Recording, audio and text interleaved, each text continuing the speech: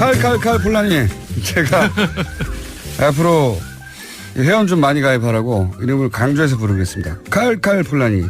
실제로는 그냥 칼 폴라니인데 칼을 강조하면서. 칼칼 폴라니 사회경제연구소 정태인 소장님 나오셨습니다. 안녕하십니까. 네, 안녕하세요.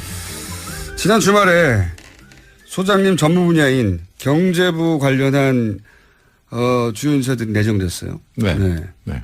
뭐 김상조 공정거래위원장 김상조 교수님하고도 당연히 인연이 있을 것이고. 네, 대학교 3년 후배죠. 네. 장하성 교수. 장하성 교수는 고등학교 때부터 알았습니다. 고등학교 때. 예, 제 고등학교 동기가 장하성 교수 동생입니다. 그렇군요. 그러니까 고등학교 때부터 그 집에 갔었고 그때부터 알았죠. 고등학교 때부터. 지금 한 30년, 40년 됐죠. 네. 굉장히 바닥이 좁네요. 그리고 김동연 경제부총리. 는 모릅니다. 제가 청와대에 있을 때 제가 더 높았던 것 같습니다. 아랫사람이었다.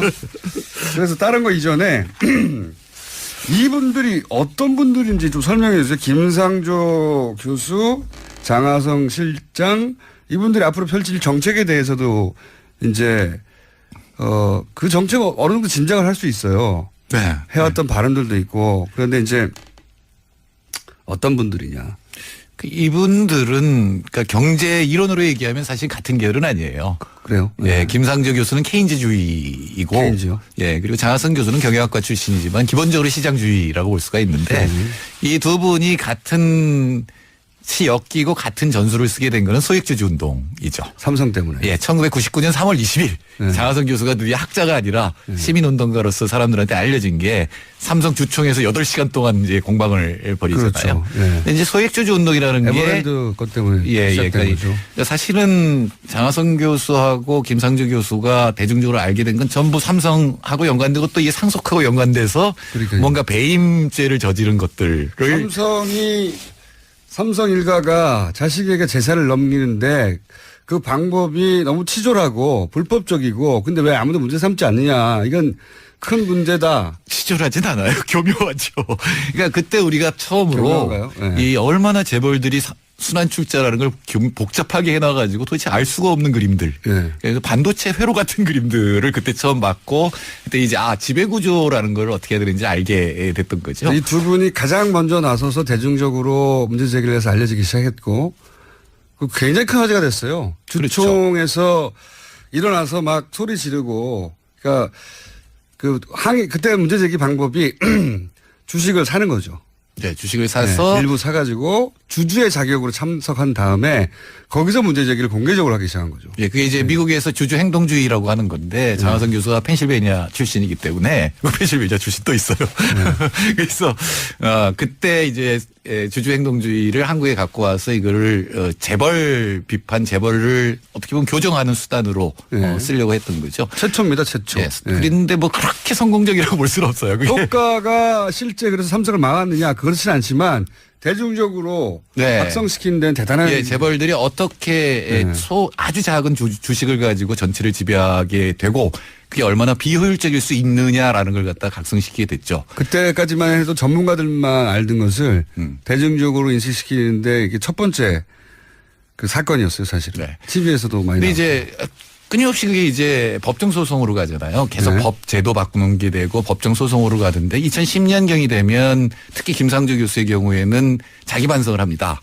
이게 이렇게 해서 분명히 알리는데 많이 알게 하는 데는 도움이 되는데 실제로 고치지는 못한다. 실제로 재벌을 어떤 방향으로 몰고 갈 수는 없다. 네, 그래서 이제 두 가지를 들고 나오는데 하나는 기관 투자자의 스튜어드십. 이번엔 두 교수가 다 얘기했어요. 그러니까 국민연금 같은 기관 투자자가 주인의식을 가지고 재벌의 행태, 지배구조에 대해서 개입해야 된다라고 하는 거. 이건 힘이 있죠. 왜냐하면 굉장히 그 주식수가 많으니까. 왜냐하면 국민연금 같은 경우는 개인의 돈이 아닌데 국민의 돈인데 이분들이 대주주거든요. 이 국민연금이. 그러니까 그 대주주의 힘으로 그 국민의 요구를 재벌이 요구해라 이런 거죠. 네. 그리고 두 번째는 주주자본. 근데 거꾸로 됐죠. 지금까지는. 국민연금이 삼성에 이용당한 거죠. 네. 국민연금은 당연히 뭐 실제로는 경영에 개입하고 싶어 하지 않았어요. 자기들 당연히. 수익률만 높이면 되지 왜 내가 경영에 개입해라는 거였는데 경영에 개입해야 수익률도 높아진다는 게 이제 두 교수의 이제 주장이고 두 번째는 이게 모든 재벌을 대상으로 해서 시시콜콜 법 제도로 들어가서 바꿀 수 있는 것은 아니다. 네. 그래서 4대 재벌로 줄이고 네. 그다음에 모든 법을 옴짝달싹 못하게 이렇게 만드는 건 불가능하다. 네. 그러므로 사후 규제를 하고 현재 가지고 있는 법을 철저히 적용한다. 그래서 이게 주식 문제, 출자 문제보다는 하도급 문제라든가 이런 것들이 더 중요하다. 그러니까 불공정 거래의 문제가 더 중요하다라고 하는 어떻게 보면 재벌 문제의 핵심을 이제 정책으로 바꿔야 되겠다. 그래서 이제 노선을 약간 바꿨군요. 예, 김상조 교수는 정말로 이 관가에 안 들어가겠다 그랬거든요. 제가 비서관일 때. 두 분 다 안 들어가기로. 아니요. 장하성 교수 집안은 상당히 정치적 집안이고. 아니, 물론 관료를 많이 한 집안이긴 하지만 본인이 여러 정권의 콜을 다 거부해왔잖아요. 제가 그 집안을 약간 얘기를 하자면 네. 그 집안도 이제 명문 거족이기 때문에 그렇죠. 아이들 포트폴리오를 해요. 예. 경영도 시키고 정치도 시키고. 아, 실제로요? 예, 학자도 시키고 싶은데 네. 온통 학자가 돼버렸어요. 그래서 지금 확실히 포트폴리오가 좀 필요했고 그래서 이제 안철수 지난 2012년 대선 때 이제 안철수 쪽으로 갔던 것 같고. 장하준 교수 사촌 교수 동생이죠. 런던에 네. 그분도 사촌 동생이고 그러니까 두 분 친인척 관계예요. 제 사촌 동생이죠. 가까운. 네. 네. 우리 이론저론 굉장히 다르죠. 이 집안이 아주 네. 어쨌든 김상조 교수가 제가 비서관일 때 이정호 정책실장이 불러서 같이 토론을 하자. 조금 주주자본주의라든가 이해당사자 저는 이해당사자본주의자거든요. 좀 차이가 있으니까 이걸 정책적으로 한번 조율을 해보자 그럴 때 안 온다고 그랬었어요. 자기는 네. 청와대 가까이는 가지도 않겠다. 그렇죠. 예, 그 정도였고 와서도 제가 그때 사회를 봤거든요. 네. 이제 두 양쪽을 부르고 사회자를 공격하니까. 당신 이론 틀렸어. 예. 아니, 틀렸다기보다는 사실은 김상조 교수도 이해 당사자본주의인데 기본상이 뭐냐면 그래서 니들이 하고 있는 게 뭐냐. 실제로 할 수 있는 걸 해야 되는 거 아니냐. 그러니까 소액주주 운동도 실제로 할 수 있는 거지. 노조가 지금 재벌의 지배구조를 바꾸고 있는데 무슨 역할을 하느냐. 이런 생각이었고 그게 좀 더 현실화돼서 이제는 기관 투자자 문제 그다음에 4대 재벌에 국한한다.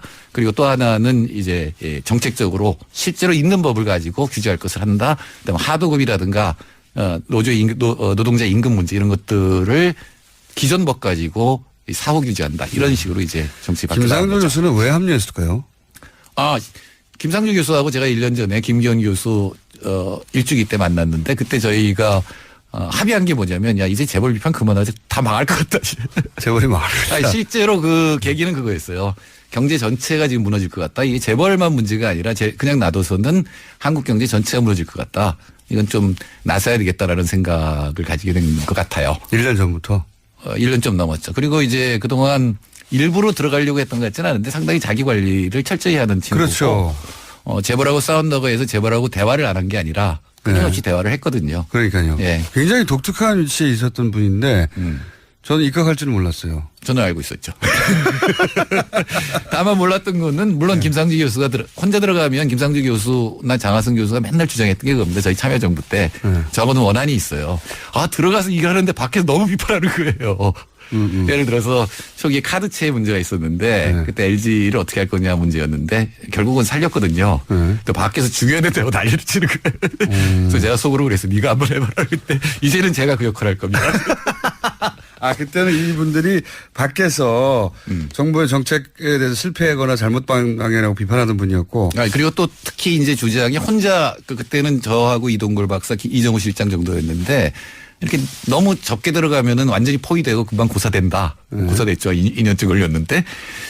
그래서 한 20명쯤 들어가야 된다는 게 이분들 주장이었어요. 그러니까 아마도 김상조 교수가 공정위원장 먼저 지명이 됐잖아요. 그러니까 장하성 실장이 꼭 필요하다. 특히 청와대에 필요하다라는 걸 주장했을 테고.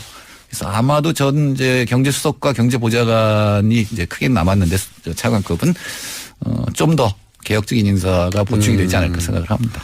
금융위원장이 남았죠. 제일 중요한 건. 네. 금융위원장. 네. 김동연 경제부총리는 사실은 이 두 분과는 확연히 다른 분이잖아요. 전형적인 관료고 네. 무슨 이른바 명문대학 출신이라 인맥을 갖고 있는 것도 아니고 네. 덕수항고에서 행정고시를 봐서 들어갔고 그다음에 이 공부가 필요하다 그래서 미국 가서 박사학위를 받아왔으니까 네. 전형적인 관료죠. 그러니까 이 관료 중에서도 입지전적인 부분이 있습니다. 입지전적인 데도 있고 최근에 칼럼을 하나 읽었는데 네. 그 아들이 아마 백혈병으로 죽은 맞습니다. 때 굉장히 중요한 정책을 하고 있었던 것 같고 네. 그 두 개를 동시에 하면서 아팠던 얘기 해화동 3번 출구 이분이 그러면서 세월호 유가족에 대한 예. 감정이 공감을 하면서 예. 아들의 죽음과 세월호 아이들에 대한 죽음에 대한 공감 이런 거 따뜻한 분이구나 이런 생각을 했는데 최근에 이제 퇴임 연설을 했잖아요 아주대에서 예. 거기서 가장 강조한 게 사회이동성입니다. 그게 뭡니까? 그러니까 사회이동성이라는 게 사람들이 가장 희망을 가지는 건 내가 열심히 노력하면 위로 올라갈 수 있다라고 하는 희망. 예. 이거 우리나라가 가장 높은 나라 중에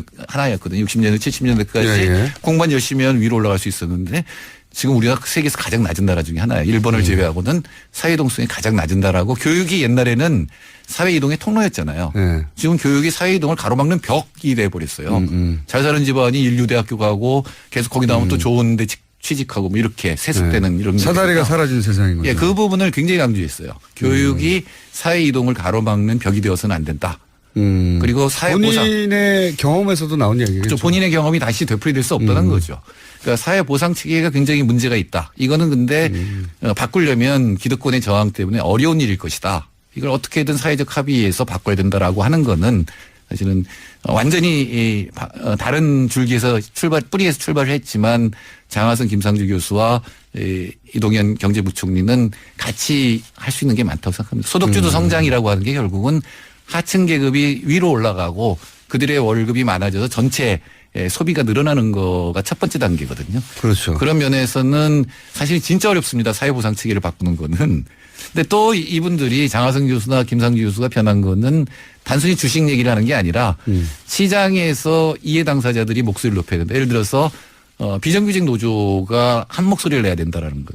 또는 하청 기업들이 하나하나 있을 때는 무지하게 약하지만 이들이 같은 목소리를 낼 수 있다면 가령 뭐 단체 집단 교섭권 같은 걸 갖게 된다면은 사실은 좀 더 많은 하청 단가가 마구잡이로 떨어지는 건 막을 수 있을 거 아니에요.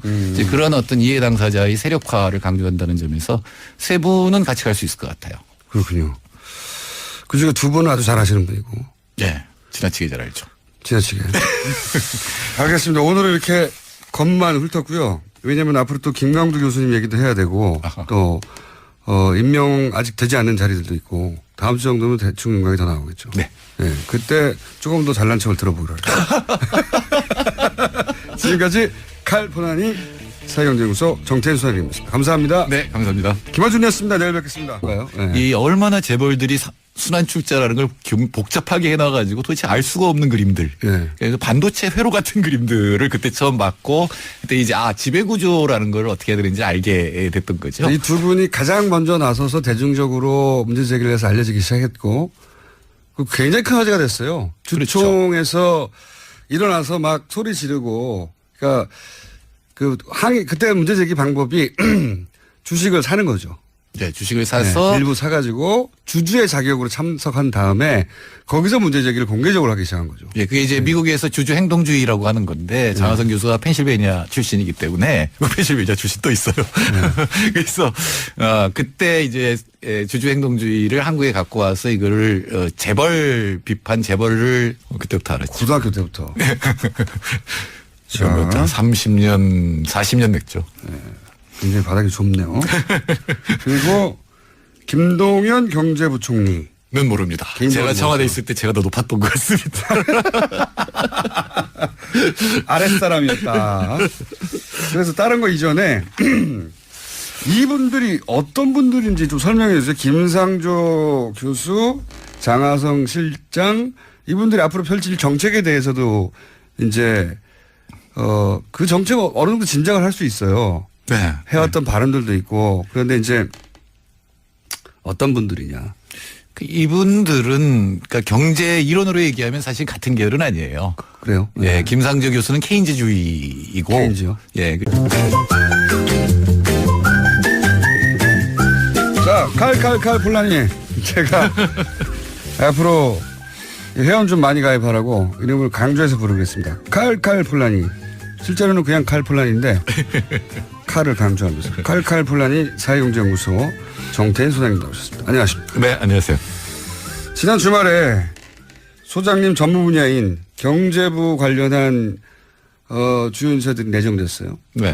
네.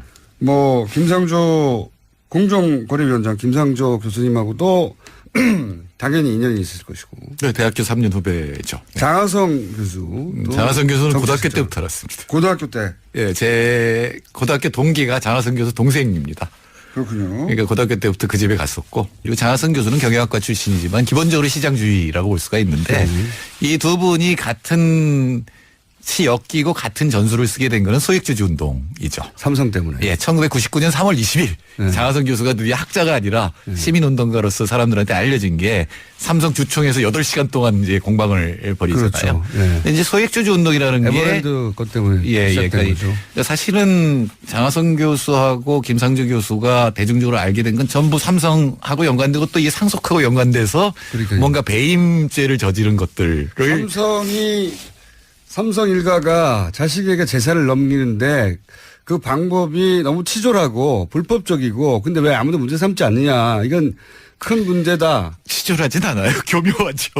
그러니까 그때 우리가 처음으로 어떻게 보면 교정하는 수단으로 쓰려고 했던 거죠. 최초입니다. 최초. 예. 그런데 뭐 그렇게 성공적이라고 볼 수는 없어요. 그게. 효과가 실제 그래서 삼성을 막았느냐 그렇진 않지만 대중적으로 네. 확성시키는 데는 대단한 예, 재벌들이 어떻게 아주 작은 주식을 가지고 전체를 지배하게 되고 그게 얼마나 비효율적일 수 있느냐라는 걸 갖다 각성시키게 됐죠. 그때까지만 해도 전문가들만 알던 것을 대중적으로 인식시키는데 이게 첫 번째 그 사건이었어요, 사실은. 네. TV에서도 많이 근데 나왔고. 이제 끊임없이 그게 이제 법정 소송으로 가잖아요. 계속 네. 법 제도 바꾸는 게 되고 법정 소송으로 가던데 2010년경이 되면 특히 김상조 교수의 경우에는 자기 반성을 합니다.